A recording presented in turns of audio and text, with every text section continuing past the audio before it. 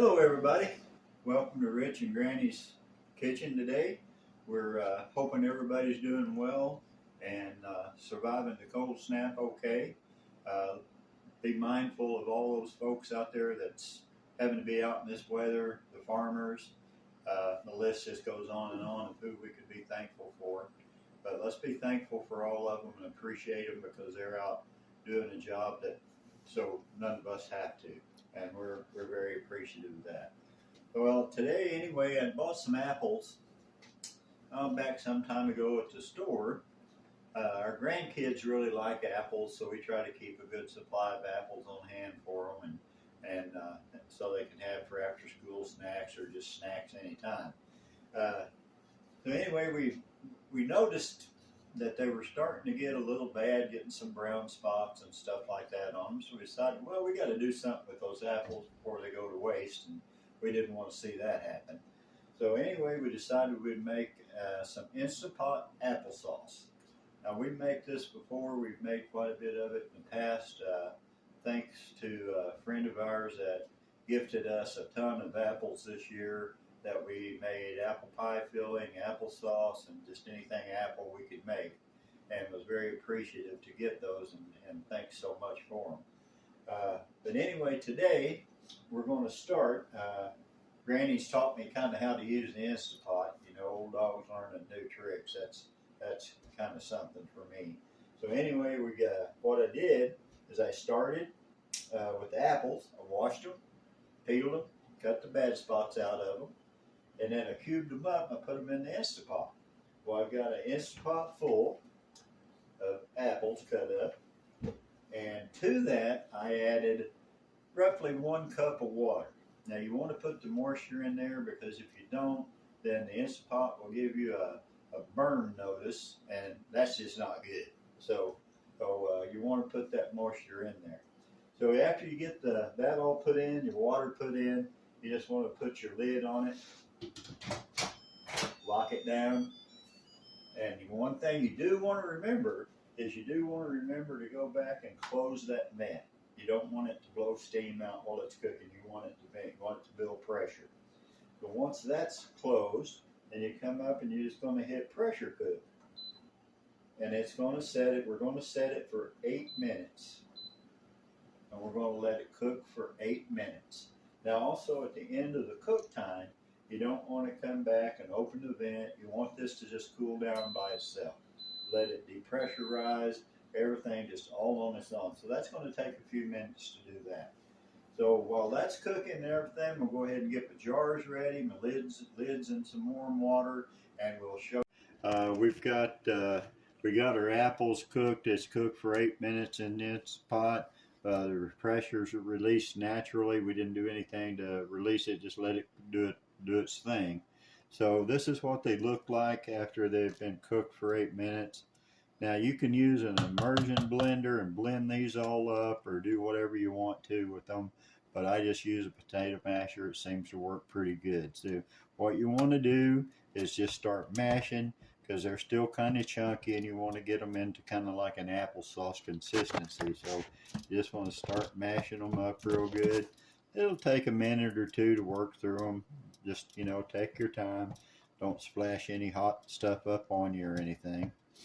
Just keep working and working and working. Now you can leave it chunky or you can work it until it's a lot smoother or whatever. I kind of like it a little chunky myself, so I usually don't try to really work it down to where it's really fine. I just don't really like that as much. So, but at this time too, I've already went ahead and did it. These were Golden Delicious apples, so they're a little bit sweeter anyway, but I usually go ahead, I like to put like maybe about a half a cup of sugar in on them and mash that sugar all up in there, get it all incorporated in there really good, just for a little added sweetness. Especially if you're using a more tart apple, I kind of like, and I may add a little more sugar then, but I like this because it's good for so many things. We make a lot of recipes that use applesauce, and it's also just good to eat. You know, I mean, it's healthy for you, and it's good to eat. Now, sometimes for a snack, I'll just get a jar and You know, I may eat the whole jar sometimes. I don't know, but I'll just eat it like right out of the jar a lot of times. So anyway, just keep mashing it around like this until you get it kind of where you want it. Now that's about the consistency I like, and it still has quite a bit of liquid in it. And one thing you can do if you don't like it to be real liquidy, one thing you can do is you can go on your Instapot and you're going to hit cancel on all of the pressure cook. You're going to come over here. Ours has a saute setting, so you're going to push that saute setting, and what it's going to do, that's going to start warming up and cooking. Now, when you're doing this, though, you want to be really careful because this, and even in saute, it's going to get very hot, and it's going to start bubbling, and it'll shoot bubbles out, and those little things can hit you, and they're not really comfortable. So be very careful with that. And that I speak of that through experience. So. But to me, this is just about right for me, the way I like it and the way we like to use it. So we're going to go ahead and just cancel that. You can cook it with the saute. You can go ahead and just cook it, and it'll cook a lot of the liquid out of it, get a little bit drier, maybe, for lack of a better word. So, okay, since this is about where we want it, we'll go ahead and start jarring it up. Now I got my jars in the oven. I got it on a low setting. It's just to kind of heat the jars because you don't want to put hot stuff into a cold jar. That's just kind of getting to a recipe for disaster if you do that. So anyway, I got my jars in the oven, getting them all warmed up and ready to go. So we're just going to take them out. You know, we got my funnel ready. I got a ladle. So what we're going to do is just start putting it in the jars.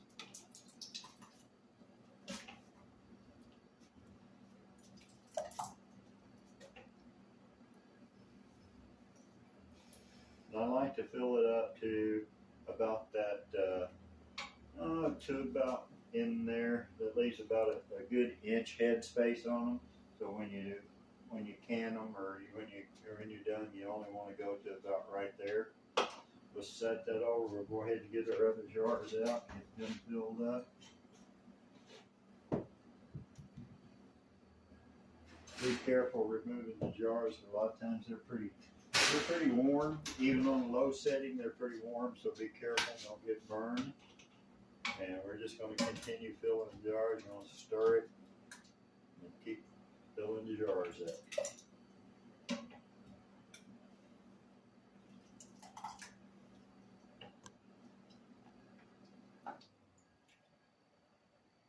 Fill it up to that first ring, that first shoulder.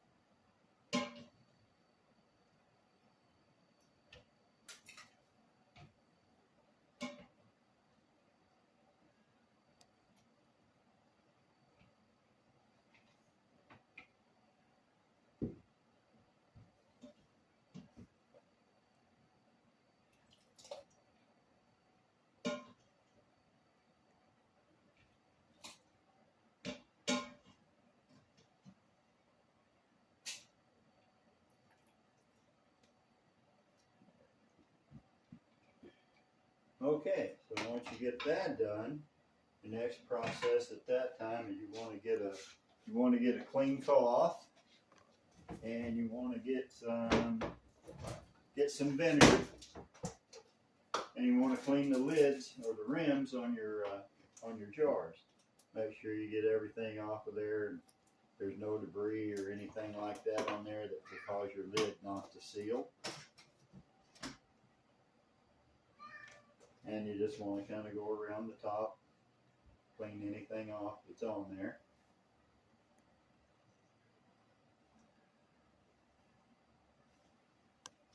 Then we're going to put our lids on. I got them soaking in some warm water.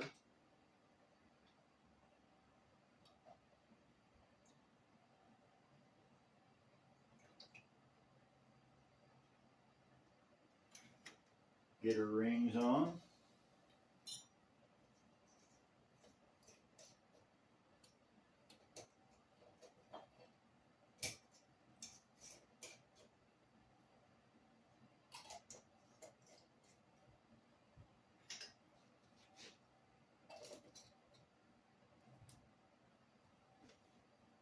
And you just want to go kind of finger tight. You don't really have to put them on there real tight. Now, what I do is after I get that done, I turn my jars upside down. That way it kind of, eliminates having to do any water bath canning or anything like that. You turn them upside down, the heat will go down on the lid and actually help pull the heat, and it'll help seal the jar. So I turn them upside down like that, and boom, you got applesauce ready to go. I want to thank you guys for going along on this little journey with us today. We appreciate you all. We thank you all so much for watching our little video. Hope you enjoyed it. Be safe out there, stay warm, and above all, make it homemade.